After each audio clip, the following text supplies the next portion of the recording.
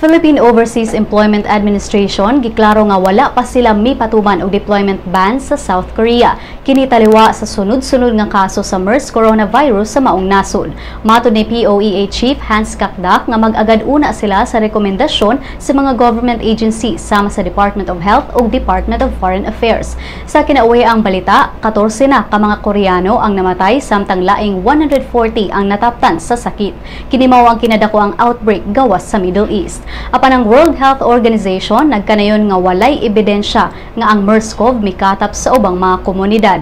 Samtang dinhi sa Pilipinas, ang Malacañang mimando kagahapon sa mga ospital nga kanunay alerto ug mag-monitor batok sa maong sakit.